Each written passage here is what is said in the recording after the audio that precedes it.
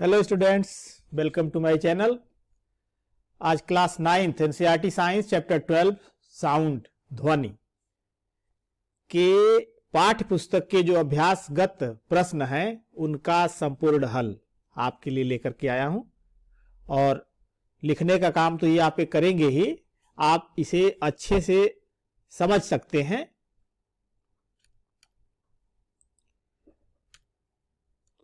यह है question number 1, ध्वनि क्या है और यह कैसे उत्पन्न होती है। तो आपको आंसर लिखना है कि ध्वनि क्या है। तो ध्वनि एक प्रकार की ऊर्जा है जिसके कारण हम सुन पाते हैं। यह वस्तुओं में कंपन के कारण उत्पन्न होती है। कैसे उत्पन्न होती है? वस्तुओं में कंपन के कारण। प्रश्न नंबर 2, एक चित्र की सहायता से वर्णन कीजिए कि ध्वनि के स्रोत के निकट वायु में संपीडन तथा विरलन कैसे उत्पन्न होते हैं। संपीडन और विरलन जो है ये कैसे उत्पन्न होते हैं। तो ये सोर्स है और यहां से हम सुन रहे हैं, तो ये वेव्स यहां से जनरेट होती हैं और यहां पर पहुंचती हैं। तो ये कैसे चलती हैं? तो इसमें होता क्या है कि ये जो माध्यम के कण है, कुछ पॉइंट पर, कुछ बिंदुओं पर यह डेंस हो जाते हैं, इकट्ठे हो जाते हैं, और कुछ जगहों पर ये दूर दूर हो जाते हैं। यह एकांतर क्रम में होता है, और जहां पर इकट्ठे हो जाते हैं उसे संपीडन, और जहां दूर दूर हो जाते हैं वहां विरलन। तो इस तरह से वायु में एकांतर क्रम में दाबांतर के कारण संपीडन और विरलन उत्पन्न होते हैं। एकांतर मतलब कि एक अंतर, अर्थात संपीडन विरलन, संपीडन विरलन, संपीडन विरलन, इस तरह से ये आगे की तरफ बढ़ते रहते हैं। प्रश्न नंबर 3, किस प्रयोग से यह दर्शाया जा सकता है कि ध्वनि संचरण के लिए एक द्रव्यात्मक माध्यम की आवश्यकता होती है, अर्थात माध्यम की आवश्यकता होती है ध्वनि के संचरण के लिए। तो यह एक एक्सपेरिमेंट है जिसमें क्या किया गया है कि ये देख रहे होंगे कि यहां निर्वात उत्पन्न करने के लिए बना हुआ है। यह एक विद्युत घंटी है।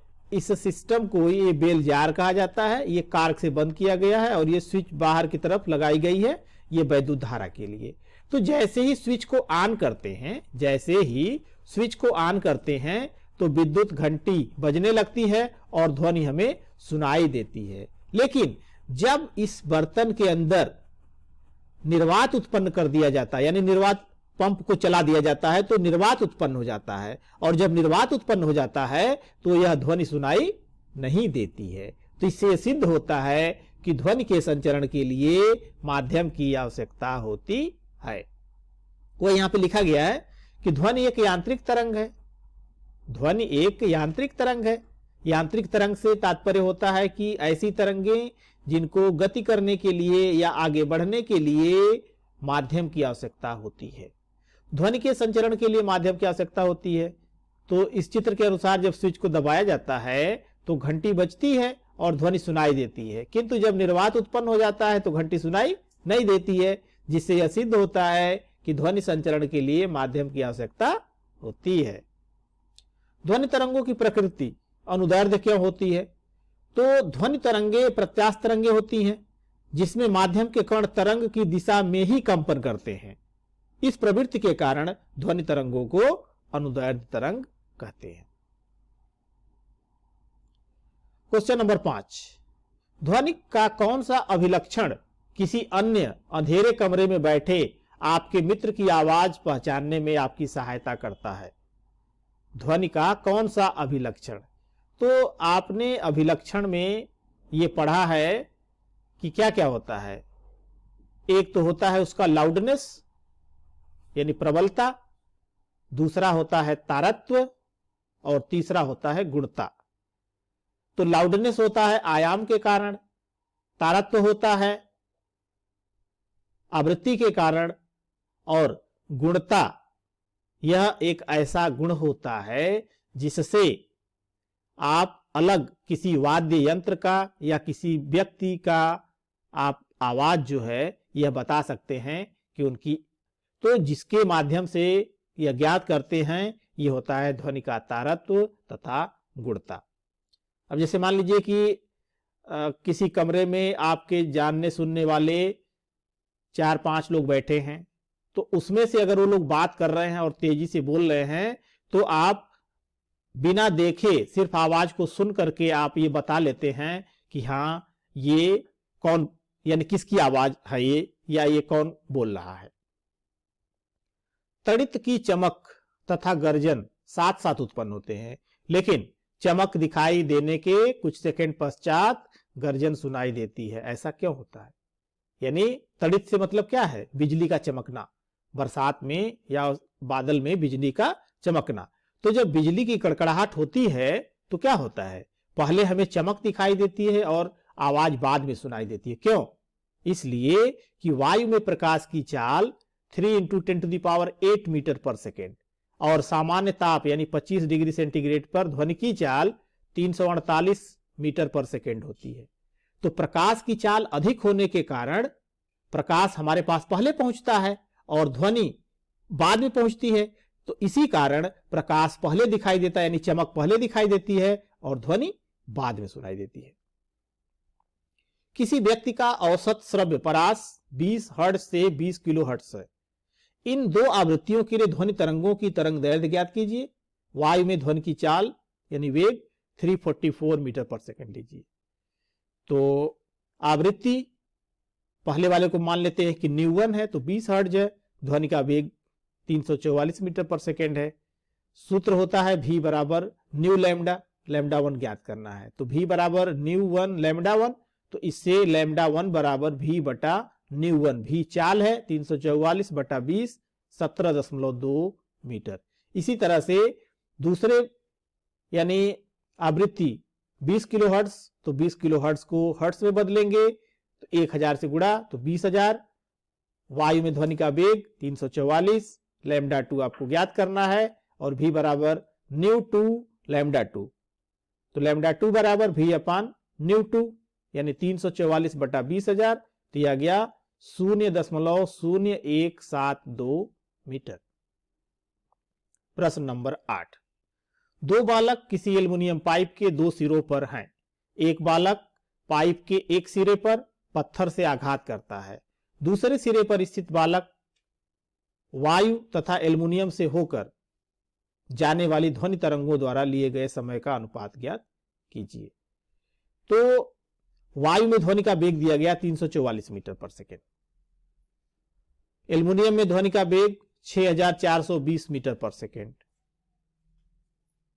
तो ध्वनि तरंगों द्वारा लिया गया समय दोनों के लिए जो पाइप की लंबाई है वह बराबर होगी। तो समय बराबर दूरी बटा चाल, पहले के लिए हो गया दूरी L बटा चाल V1, दूसरे के लिए दूरी L बटा चाल V2, तो L by V1 whole upon L by V2, तो ये हो जाएगा L by V1 into V2 upon L, L से L कट जाएगा, V2 अपान V1।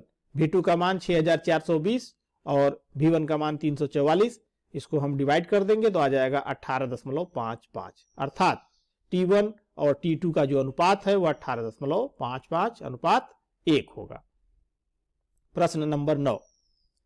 किसी ध्वनि स्रोत की आवृत्ति 100 हर्ट्ज है, 1 मिनट में यह कितनी बार कंपन करेगा? तो आवृत्ति 100 हर्ट्ज है। 100 हर्ट्ज से क्या तात्पर्य है कि 1 सेकेंड में वह 100 कंपन करता है। तो आवृत्ति 100 हर्ट्ज, समय अंतराल T 1 मिनट यानी 60 सेकेंड। तो 1 सेकेंड में कंपनों की संख्या 100, तो 60 सेकेंड में 60 से गुणा कर देंगे तो 100 गुणे 60 यानी 6000 कंपन। प्रश्न नंबर 10। क्या ध्वनि परावर्तन के उन्हीं नियमों का पालन करती है जिनका कि प्रकाश की तरंगें करती हैं? इन नियमों को बताइए। तो ध्वनि के परावर्तन के नियम और प्रकाश के परावर्तन के नियम सेम है, तो इसका उत्तर होगा हाँ। ये नियम क्या है? तो ध्वनि के परावर्तन के नियम, ध्वनि के आपतन होने की दिशा, ध्वनि के परावर्तन की दिशा और परावर्तक सतह पर खींचा गया अभिलंब, तीनों एक ही तल में होते हैं। यह ध्वनि परावर्तन का नियम नंबर 1। इसी तरह ध्वनि का आपतन कोण और परावर्तन कोण आपस में बराबर होते हैं, यानी कोण I बराबर R होता है। तो यह है ध्वनि परावर्तन का दूसरा नियम। Question number 11। ध्वनि का एक स्रोत किसी परावर्तक सतह के सामने रखने पर उसके द्वारा प्रदत्त ध्वनि तरंग की प्रतिध्वनि सुनाई देती है। यदि स्रोत तथा परावर्तक सतह की दूरी स्थिर रहे तो किस दिन प्रतिध्वनि अधिक शीघ्र सुनाई देगी? जिस दिन तापमान अधिक हो या जिस दिन तापमान कम हो। तो ध्वनि की चाल परम ताप के अनुक्रमानुपाती होती है, अर्थात ताप बढ़ाने पर ध्वनि की चाल बढ़ जाती है। तो जिस दिन तापमान अधिक होगा उस दिन ध्वनि की चाल अधिक होगी और ध्वनि को परावर्तित होकर लौटने में समय कम लगेगा। तो इसका मतलब है कि प्रतिध्वनि अधिक शीघ्र कब सुनाई देगी? जिस दिन तापमान अधिक होगा। ध्वनि तरंगों के परावर्तन के दो व्यवहारिक उपयोग लिखिए। व्यवहारिक उपयोग से तात्पर्य है कि जिनका हम अपने दैनिक जीवन में उपयोग देखते हैं या यूज करते हैं। तो नंबर 1 है स्टेथोस्कोप और दूसरा है लाउड स्पीकर। प्रश्न नंबर 13 बहुत ही इंपॉर्टेंट क्वेश्चन है। 500 मीटर ऊंची किसी मीनार की चोटी से एक पत्थर मीनार के आधार पर स्थित एक पानी के तालाब में गिराया जाता है। पानी में इसके गिरने की ध्वनि चोटी पर कब सुनाई देगी? जी का मान दिया गया है 10 मीटर पर सेकंड स्क्वायर और ध्वनि की चाल है 340 मीटर पर सेकंड। देखिए यह एक मीनार है और यहां पर ये एक तालाब है। यहां से ये चोटी है, यहां से पत्थर गिराया जाता है। ये देखिए एक पत्थर को यहां से गिराया, ये पत्थर यहां पहुंचा। यहां पर u बराबर 0 मतलब फ्रीली छोड़ा गया है। तो यह यहां से यहां नीचे गिरेगा और फिर जब यह इस पर आवाज आएगी छपाक, तो ये कहां जाएगा? ऊपर। ये आवाज ऊपर जाएगी और यहां पर जो फेंका है उसको सुनाई देगी। तो इसका मतलब है कि ध्वनि यहां से परावर्तित होकर के यहां जाएगी। अर्थात जो ध्वनि हमें सुनाई देगी वह ध्वनि कब सुनाई देगी?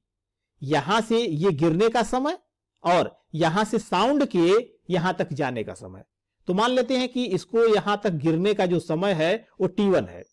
तो पत्थर को तालाब में गिरने में लगा समय t1, तो h बराबर ut plus half gt square से रख देंगे। तो इसकी हाइट है 500 मीटर, तो 500 h की जगह पर u 0 है into t1 plus half into g का मान दिया गया 10 और t1 स्क्वायर, तो 2 से कट कर देंगे तो 5 हो जाएगा, ये 0 हो गया। तो यानी 5t1 स्क्वायर। तो 5t1 स्क्वायर बराबर 500 या t1 स्क्वायर बराबर 5 से भाग दे देंगे तो 100। तो t1 बराबर हो गया √100 यानी 10 सेकेंड। अर्थात इस पत्थर को यहां से और यहां तक गिरने में जो समय लगेगा वह समय लगेगा 10 सेकेंड। अब यहां से जो ध्वनि है, ध्वनि ऊपर की तरफ जाएगी। तो ध्वनि को तालाब से मीनार की चोटी तक पहुंचने में लगा समय बराबर मीनार की ऊंचाई बटा ध्वनि की चाल, मतलब कि दूरी और बटा चाल। तो दूरी 500 मीटर और ध्वनि की चाल है 340। अब 0 0 कट जाएगा और 2 से कट कर देंगे 25 और ये हो जाएगा 17। फिर इसको भाग दे देंगे तो 1.47 सेकेंड।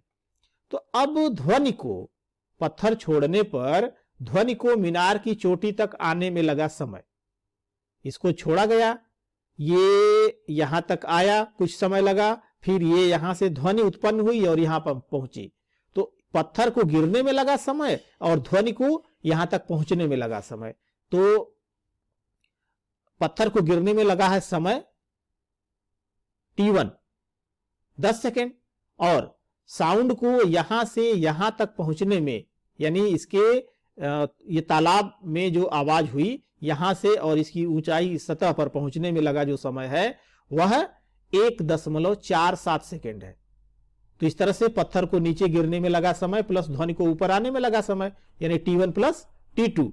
तो t1 का मान 10 सेकेंड और t2 का मान 1.47। तो इस तरह से हो गया 11.47 सेकेंड। अर्थात पत्थर को नीचे गिरने तथा यहां से आवाज को यानी साउंड को यहां तक पहुंचने, तो छोड़ने और साउंड को यहां पहुंचने में जो लगा समय है कुल समय वह होगा 11.47 सेकेंड।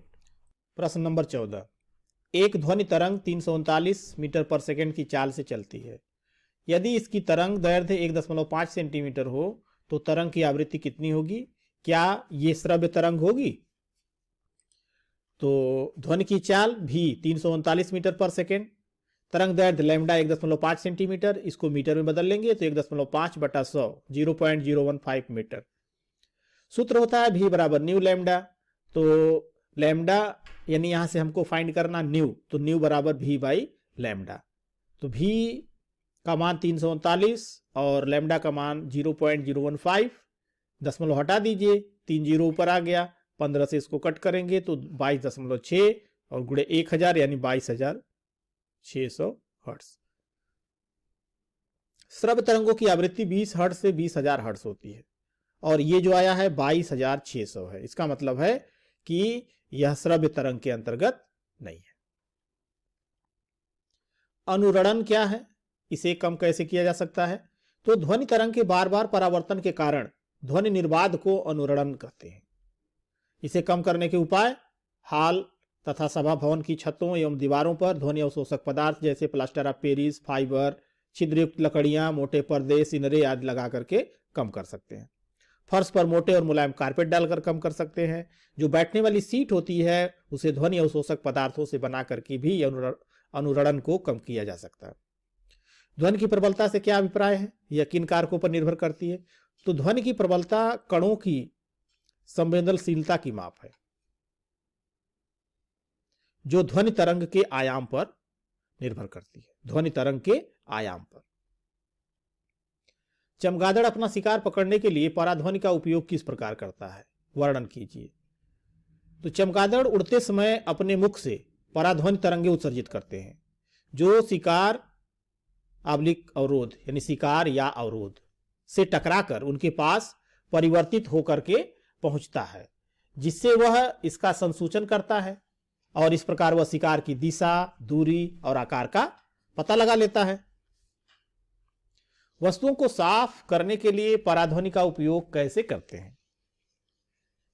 ऐसी वस्तुएं जो सर्पिलाकार या बहुत पतले व्यास की हों, उन्हें साफ करने के लिए मार्जन विलयन यानी जिसको हम क्लीनिंग सोल्यूशन कहते हैं में रखा जाता है और उसमें पराध्वनि भेजी जाती है।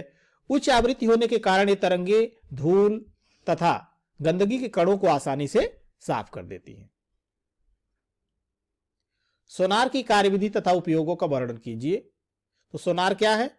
यह एक ऐसी युक्ति है जिसमें जल में स्थित पिंडों की दूरी, दिशा तथा चाल मापने के लिए पराध्वनि यानी अल्ट्रासाउंड तरंगों का उपयोग किया जाता है।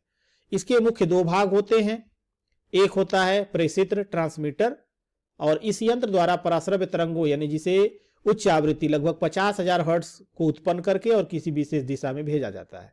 संसूचक या डिटेक्टर यह परावर्तित ध्वनि को ग्रहण करके वैद्युत सिग्नल में परिवर्तित करता है और इस प्रकार प्राप्त डाटा का विश्लेषण किया जाता है। सोनार के प्रेषित्र से उच्च आवृत्ति लगभग 50,000 हर्ट्ज की पराश्रव्य तरंगे भेजी जाती हैं। ये तरंगे जल में चलती हैं तथा समुद्र तल से टकराने के पश्चात परावर्तित होकर यानी समुद्र तल से टकराएंगी या फिर जो भी ऑब्स्टेकल होगा, अवरोध होगा, उससे टकराने के पश्चात परावर्तित होकर संसूचक द्वारा ग्रहण कर ली जाती हैं। संसूचक पराध्वनि तरंगों को विद्युत संकेतों में बदल देता है, इलेक्ट्रिक सिग्नल में बदल देता है। जल में ध्वनि की चाल तथा पराध्वनि के प्रेषण और प्राप्ति के समय अंतराल को ज्ञात करके और उसकी गणना की जाती है। जैसे मान लिया कि जल में ध्वनि की चाल v है और पराध्वनि संकेत के प्रेषण तथा परावर्तित ध्वनि की प्राप्ति का जो समय अंतराल है t है। तो यदि जहाज से समुद्र में वस्तु की दूरी d है तो पराध्वनि द्वारा तय की गई दूरी जाने का d और आने का d 2d हो गया। तो समय बराबर दूरी बटा 4 यानी 2d अपान v यानी वस्तु की दूरी d बराबर vt/2। सोनार के मुख्य उपयोग क्या है? समुद्र की गहराई ज्ञात करने में, समुद्र में डूबी कोई भी हिमखंड, पनडुब्बी, डूबे हुए चट्टान या डूबे हुए जहाज की जानकारी प्राप्त करने के लिए इसका प्रयोग किया जाता है। एक पनडुब्बी पर लगी एक सोनार युक्ति संकेत भेजती है और इसकी प्रतिध्वनि 5 सेकंड पश्चात ग्रहण करती है। यदि पनडुब्बी से वस्तु की दूरी 3625 मीटर हो तो ध्वनि की चाल की गणना कीजिए। तो संकेत भेजने और ग्रहण करने में लगा समय 5 सेकंड। पनडुब्बी से वस्तु की दूरी d बराबर 3625 मीटर, तो d दूरी जाने का और d दूरी आने का, v बराबर 2d अपान t हो जाएगा। सब चाल बराबर दूरी बटा समय, तो 2d 3625 और बटा 5 ऊपर वाले का गुणा कर दे तो यह आ गया 7250 और बटा 5 भाग दे देंगे तो आ जाएगा 1450 मीटर पर सेकेंड। अर्थात जल में ध्वनि की चाल मिली 1450 मीटर पर सेकेंड, यानी 1450 मीटर पर सेकेंड। क्वेश्चन नंबर 21, किसी धातु के ब्लॉक में दोषों का पता लगाने के लिए पराध्वनि का उपयोग कैसे किया जाता है, वर्णन कीजिए। तो देखिए, यह है एक मेटेलिक ब्लॉक और यह है संसूचक या डिटेक्टर, यह है पराध्वनि तरंगे। यह धातु का ब्लॉक हो गया, यहां से पराध्वनि तरंगे चलती हैं तो ये सीधे जो है इस मेटेलिक ब्लॉक को पार करके और संसूचक पर पहुंच जाती हैं। इसका मतलब है कि इसके पथ में कोई बाधा नहीं है। लेकिन इसी तरह से नीचे ये भी पहुंच गया, लेकिन यहां बीच में जब ये छोड़ा गया तो देखिए यहां पर एक क्रैक जो है, यहां से तरंगे जा करके और ये लौट करके आ गई, माने परावर्तित हो गई। तो अब यह संसूचक यहां पर डिटेक्ट नहीं करेगा। तो जब डिटेक्ट नहीं करेगा तो इसका मतलब है कि इस पथ में कहीं पर कोई दोष है, यानी यहां पर एयर बबल है या फिर यहां पे क्रैक है। तो पराध्वनि का उपयोग धातुओं से बने ब्लॉकों के दोषों जैसे वायु का बुलबुला, दरारें या छिद्र का पता लगाने के लिए किया जाता है। पराध्वनि तरंगे ब्लॉक में से गुजारी जाती हैं और प्रेषित तरंगों का पता लगाने के लिए संसूचक का प्रयोग किया जाता है। यदि ब्लॉक के अंदर जरा सा भी दोष होता है तो पराध्वनि तरंगे परावर्तित हो जाती हैं, ये यहां से परावर्तित हो जाती हैं, जो संबंधित दोष की उपस्थिति को दर्शाती हैं। क्वेश्चन नंबर 22, मनुष्य का कान किस प्रकार कार्य करता है, विवेचना कीजिए। यानी हमारा जो कान है वह किस तरह से कार्य करता है, इसकी विवेचना कीजिए। तो मनुष्य के कान के कार्य करने की विधि, मानव कर्ण एक अति संवेदी अंग है जिसकी सहायता से हम सुन पाते हैं। यह सुनने योग्य आवृत्तियों द्वारा वायु में होने वाले दाब परिवर्तनों को विद्युत संकेतों में बदलता है, जो श्रवण तंत्रिका से होते हुए मस्तिष्क तक पहुंचते हैं। कर्ण पल्लव बाहर की ध्वनि को एकत्रित करके श्रवण नलिका में भेजता है, जो संपीडन और विरलन के रूप में गति करती है। जब संपीडन कर्णपट्ट तक पहुंचते हैं तो झिल्ली के बाहर की ओर लगने वाला दाब बढ़ जाता है और यह कर्णपट्ट को अंदर की ओर दबाता है, तथा जब विरलन पहुंचता है तो यह बाहर की ओर गति करता है। इस प्रकार कर्णपट्ट कंपन करने लगता है। कर्णपट्ट के जस्ट पीछे मुग्धरक यानी हैमर नाम की हड्डी होती है, इससे टकराता है, जो निहाई और वलयक से जुड़े होते हैं, मतलब कि जो एनविल और स्टीयरअप से जुड़े होते हैं।